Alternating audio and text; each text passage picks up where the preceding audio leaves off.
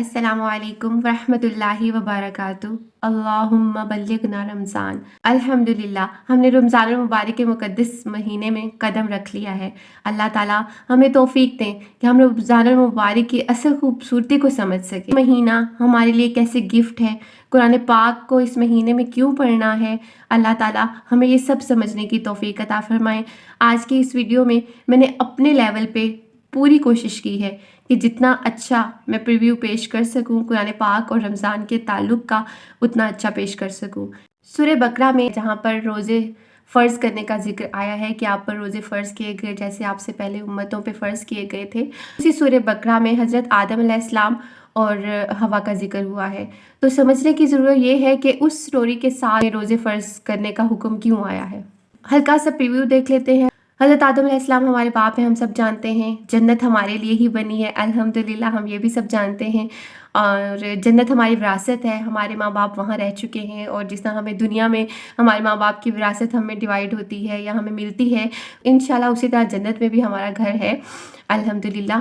लेकिन अब थोड़ी सी एक शर्त रख दी गई है कि अब जन्नत हमें अर्न करनी पड़ेगी, कमानी पड़ेगी और उसके बाद इंशाल्लाह अल्लाह ताला के फ़ज़ल से हमें जन्नत मिलेगी। क्योंकि हम जितनी भी ट्राई कर लें, हम उतने अच्छे आमाल पेश नहीं कर सकते और अल्लाह ताला की नेमतों का शुक्र इतना नहीं अदा कर सकते कि उसके बदले में हमें जन्नत मिल जाए। लेकिन अपने लेवल पे, अपनी फैसिलिटीज़ के हिसाब से, अपनी जो अल्लाह ताला ने हमें सलाहियतें दी हैं, उस हिसाब से हम जितनी ज़्यादा कोशिश करेंगे, हमें उस कोशिश का इंशाल्लाह इनाम ज़रूर मिलेगा। इंसान को अशरफुल मखलूक़ात बनाया गया। आदम अलैहिस्सलाम की तख्लीक की गई तो उन्हें जन्नत में रखा गया। अशरफुल मखलूक़ात बनाया गया, इसे इल्म दिया गया, दुनिया की चीज़ों का इल्म दिया गया और फ़रिश्तों से सजदा भी करवाया गया। अब जब फ़रिश्तों से सजदा करवाया गया तो एक शैतान ने इनकार कर दिया तकब्बुर की वजह से, जिसको हम इब्लीस के नाम से जानते हैं। और यहाँ पर दो चीज़ें बन गईं, एक इंसान और एक इब्लीस। इंसान जो है वो ख़ताकार है, लेकिन ख़ता करने के बाद तौबा कर लेता है और अल्लाह ताला उसकी तौबा कबूल फरमाते हैं। दूसरी तरफ इब्लीस है। इब्लीस का मतलब टू लूज़ होप, मायूस, उम्मीद छोड़ देना, मायूस हो जाना।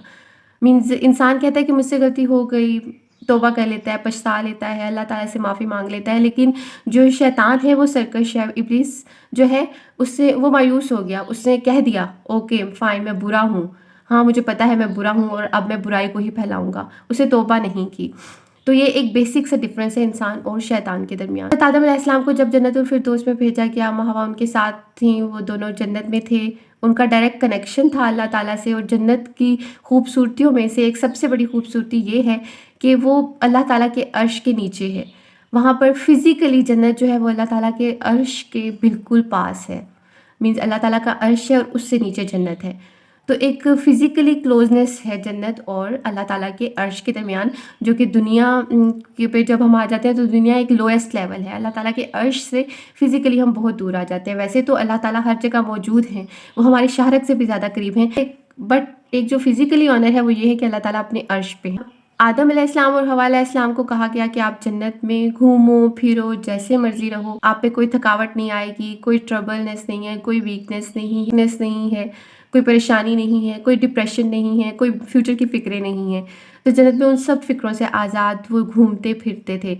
लेकिन वहाँ पर एक कंडीशन रख दी गई थी, एक चीज़ से रोक दिया गया था। अब शैतान चूँकि उस वक़्त तक इरादा कर चुका था कि वो इंसान का खुला दुश्मन है और उसने इंसान को वहाँ पर नहीं रहने देना था, तो उसने किसी तरह वसवसा डाल दिया और आदम अलैहिस्सलाम और हवा को जन्नत से निकलवा दिया। लेकिन अभी भी हम इस चीज़ को पनिशमेंट नहीं कहेंगे, क्योंकि ये दुनिया पनिशमेंट नहीं है। कुरान पाक में हर जगह आता है कि अल्लाह ताला ने इस दुनिया को प्यारा बनाया है, आसमान को सितारों से मुज़य्यन किया है, दुनिया की खुराक, खाने, पौधे, फल, फूल, इवन जहाँ हम रहते हैं और जितनी सहूलियात हमें मिली हैं, फ़िज़िकली हमें जिस तरह का क्रिएट किया गया है, उनमें से कोई भी चीज़ ऐसी नहीं है जिसको हम पनिशमेंट कहें। हाँ, अपनी दुनिया की ज़िंदगी को हम आजमाइश ज़रूर कह सकते हैं कि हमें यहाँ पे टेस्ट के लिए भेजा गया है और हमें हर लम्हा कॉन्शियस रहना है कि ये दुनिया हमने शैतान के साथ शेयर करनी है। शैतान हमारा खुला दुश्मन है और हमने अपने दुश्मन के साथ ज़िंदगी गुजारनी है, जिससे हमें जन्नत से रोकना है और हमने कंटिन्यूस एफर्ट करनी है कि हम उसके धोखे में ना आएँ और अपनी जन्नत की वापसी का रास्ता बना सकें। जब हज़रत आदम अलैहिस्सलाम दुनिया में आ गए, शैतान उनके साथ था ऑफ कोर्स। अब शैतान और इंसान ने इकट्ठे ज़िंदगी गुजारनी है, तो अल्लाह ताला ने वहाँ पर हमारे लिए ایک ہوپ رکھی، ہمیں بے آسرا زمین پر نہیں بھیج دیا۔ اللہ تعالیٰ نے یہ وعدہ کیا کہ وہ ہماری ہدایت کا ساتھ ساتھ بندوبست کرتے رہیں گے، اور الحمدللہ ساتھ ساتھ ہی اللہ تعالیٰ نے انبیاء بھیجے، کتابیں بھیجیں، اور یہ سرکل چلتا رہا چلتا رہا چلتا رہا، حتیٰ کہ کلائمیکس پہ آ گیا، اور لاسٹ پروفٹ صلی اللہ علیہ وآلہ وسلم اور آخری صحیفہ قرآن پاک بھی نازل ہو گیا، اور قرآن پاک پہ آ کے اللہ تعالیٰ نے اپنی ہدایت ہمیشہ تک کے لیے، قیامت تک کے لیے اس میں رکھ دی، اور اب انشاءاللہ قیامت تک جتنے بھی انسان آئیں گے وہ قرآن پاک سے اپنی ہدایت لیتے رہیں گے انشاءاللہ تعالیٰ۔ بات اتنی سمپل نہیں ہے، بات تھوڑی سی ابھی بھی سمجھنے کی ہے۔ جنت میں اللہ تعالیٰ سے ڈائریکٹ کنیکشن تھا، ڈائریکٹ کنیکشن جو اللہ تعالیٰ سے تھا وہ ختم ہو گیا، مینس اب جو قرآن پاک یا اس سے پہلے جتنے بھی صحیفے نازل ہوئے اب وہ وحی کے ذریعے ہو رہے تھے۔ اللہ تعالیٰ ڈائریکٹ انسان سے اب مخاطب نہیں ہوتے، اللہ تعالیٰ ہم سے ڈائریکٹ بات نہیں کرتے، بیچ میں ایک سورس آ گیا ہے قرآن پاک کی فارم میں۔ اب قرآن پاک اتنی بڑی نعمت ہے کہ جو ڈائریکٹ کنیکشن ہمارا اللہ تعالیٰ سے جنت میں تھا، اللہ تعالیٰ نے وہ ختم نہیں کیا۔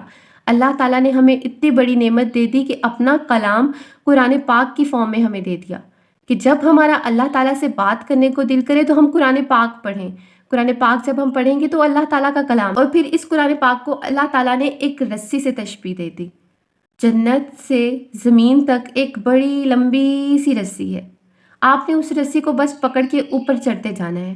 پیچھے سے شیطان ہوگا جو آپ کو کہے گا تھک جاؤ گے، رسی چھوڑ دو، ہاتھوں پہ کریکس تو نہیں آ رہے، چھوڑ دو رسی کو، بس تم نیچے زندگی آرام سے گزارو، رسی پکڑ کر اتنی اوپر جانے کی کیا ضرورت ہے، دنیا میں سب کچھ مل ہی تو رہا ہے نا، پتہ نہیں اوپر رسی سے اوپر چڑھ کے جاؤ گے کچھ اچھا ملے گا یا نہیں، یہ ساری باتیں ہمارے مائنڈ میں آ سکتی ہیں نا۔ تو یہ ساری تشبیہات ہے، قرآن پاک ایک رسی ہے، اور اللہ تعالیٰ نے اس رسی کے بارے میں کہا ہے کہ وہ ٹوٹے گی نہیں، کریک نہیں ہوگی، آپ اس سے سلپ نہیں ہوگے، بس آپ نے اس کو مضبوطی سے پکڑ کے چڑھتے رہنا ہے۔ اب یہ ساری تشبیہات ہیں، اصل میں قرآن پاک کو رسی کہا گیا ہے، اور قرآن پاک کو ڈیلی پڑھنا ہے، سمجھنا ہے، عمل کرنا ہے، اور دوسروں کو پڑھانا ہے۔ اصل ایسنس یہ ہے، اگر ہم قرآن پاک کو ڈیلی پڑھتے رہیں، اس کو سمجھتے رہیں، فالو کرتے رہیں، تو مطلب ہم رسی کو پکڑ کے اوپر جا رہے ہیں جنت کی طرف، یہ رسی جنت کی طرف ہی جا رہی ہے نا۔ اگر ہم قرآن پاک کو ڈیلی پڑھ رہے ہیں سمجھ کے، تو اٹ مین کہ ہم اس رسی کو پکڑ کر جنت کی طرف جا رہے ہیں۔ لیکن اگر ہم قرآن پاک کو نہیں پڑھ رہے، نہیں سمجھ رہے، نہیں فالو کر رہے، نہیں اس کی آگے تبلیغ کرے، تو اٹ مینس ہم شیطان کے وسوسے میں آ رہے ہیں، ہم اس رسی کو پکڑ کے اوپر جنت تک جانے سے تھک رہے ہیں، یا ہم اس چیز پہ بلیو کر رہے ہیں کہ پتہ نہیں رسی پکڑ کے اتنی اوپر جائیں گے اور اوپر کچھ ملے گا بھی یا نہیں۔ تو سب سے پہلے اپنا ایمان مضبوط کرتے ہیں کہ قرآن پاک کتنی پیاری کتاب ہے، اللہ تعالیٰ نے ہمیں کتنا بڑا تحفہ دیا ہے کہ اللہ تعالیٰ کا کلام ہے، اور دوسری بات کہ اس کو پڑھیں گے تو انشاءاللہ اس کو سمجھیں گے، اپنی زندگی پہ اپلائی کریں گے تو انشاءاللہ یہ ہمیں جنت کی طرف لے کر جائے گی۔ جو اللہ تعالیٰ نے ہمیں امید دی، ایک ہوپ دی کہ قرآن پاک آپ کے پاس ہے، جو آپ سے ایک ڈائریکٹ کلام کی نعمت چھوٹ گئی تھی، اس نعمت کا الٹرنیٹو قرآن پاک ہے۔ تو یہ قرآن پاک نازل کب ہوا؟ رمضان المبارک میں۔ رمضان المبارک مقدس مہینہ ہوا نا، کہ اس میں اللہ تعالیٰ نے اتنا بڑا تحفہ ہمیں دیا ہے اس سے کلام کرنے کا۔ ابھی تک ہم نے قرآن پاک کی اہمیت اور اس کا اور رمضان المبارک کا کنیکشن آپس میں دیکھا۔ اب ہم دیکھتے ہیں کہ ہم رمضان المبارک میں جو روزہ رکھتے ہیں، بھوک پیاس برداشت کرتے ہیں، اس کی کیا اہمیت ہے۔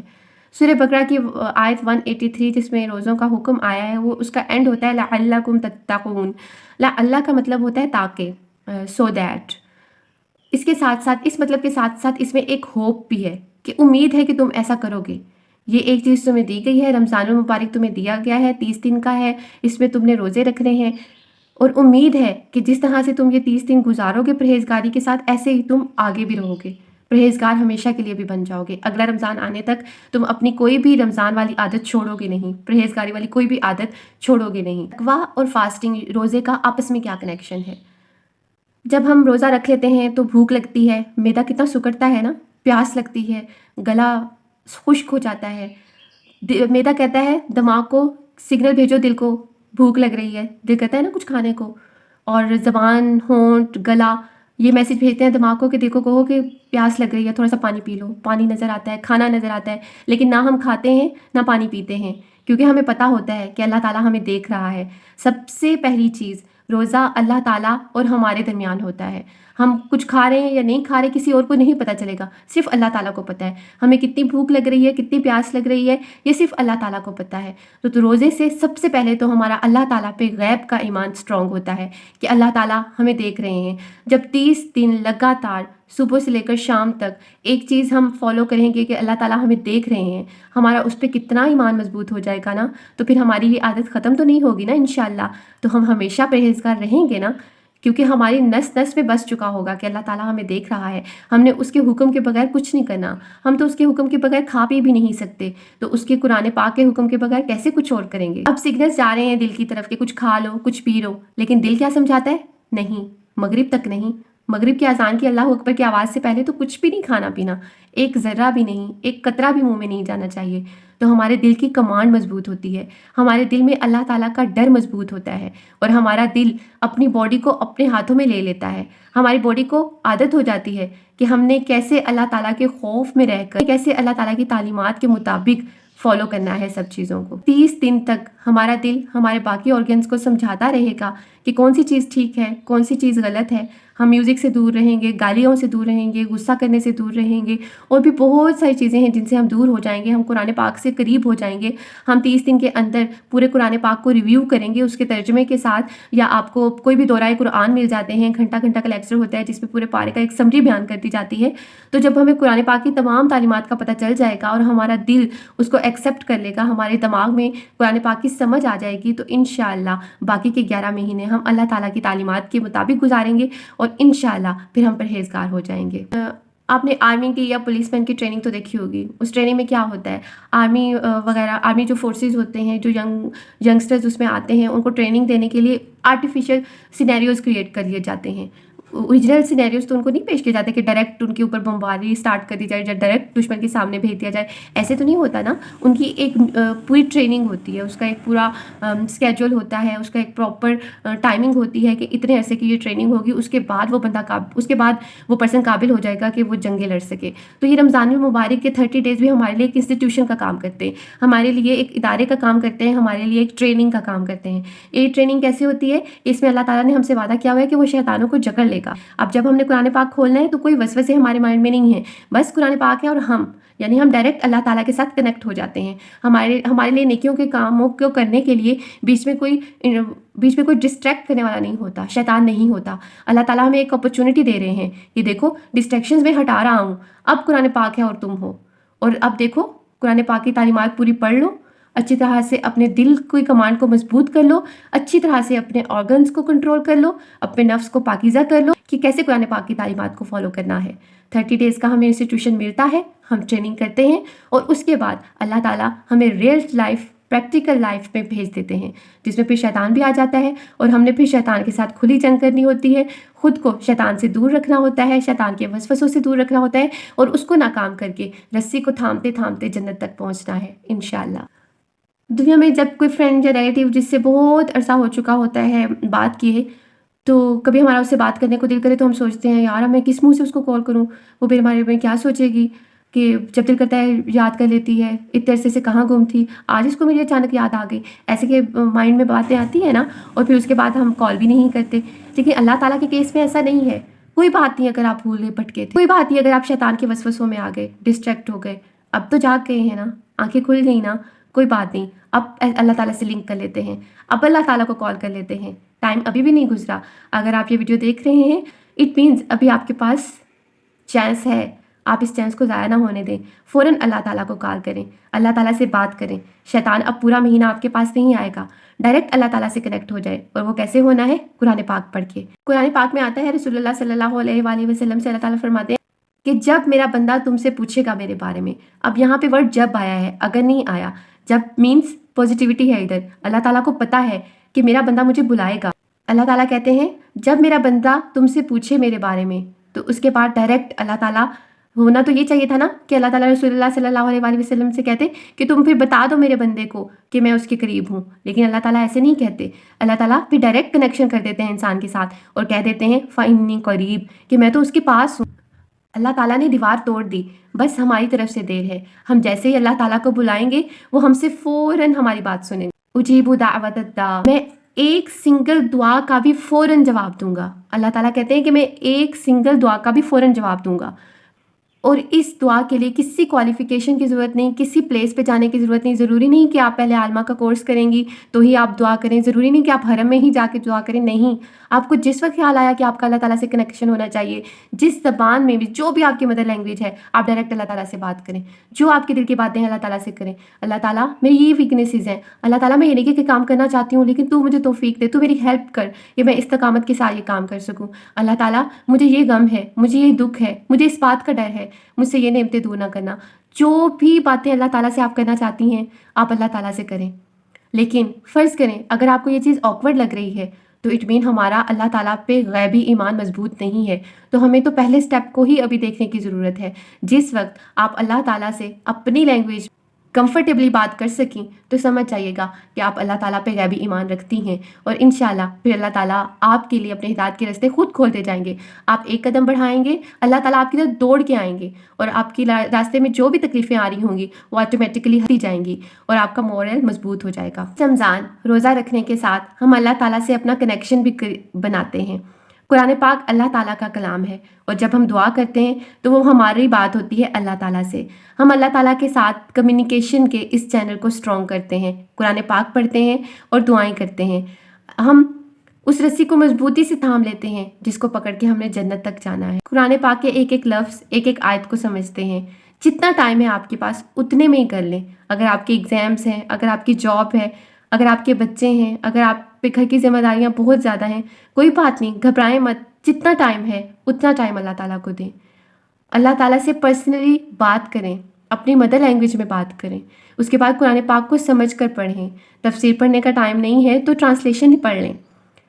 اور یوں انشاءاللہ جب آپ ایک قدم بڑھائیں گے تو اللہ تعالیٰ خود آپ کے لیے راستے ہموار کرتے جائیں گے. آپ کے دل میں قرآن پاک کا اتنا پیار آ جائے گا کہ آپ خود قرآن پاک کو پڑھنے کے لیے، اس کو سمجھنے کے لیے ٹائم نکالیں گے.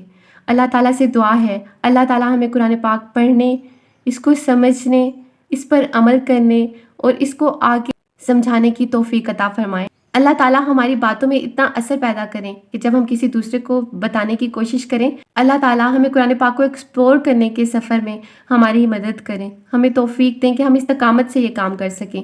کوئی دن ہماری زندگی میں ایسا نہ گزرے جس میں ہم قرآن پاک کو نہ پڑھا ہو. اللہ تعالیٰ ہمیں رمضان کے روزے رکھنے کی توفیق عطا فرمائیں اور جتنی تعلیمات ہم رمضان کے مہینے میں حاصل کریں اللہ تعالیٰ ہمیں ہمت دیں کہ باقی کے 11 مہینوں میں ان کو ہم پریکٹیکلی امپلائی کرتے رہیں.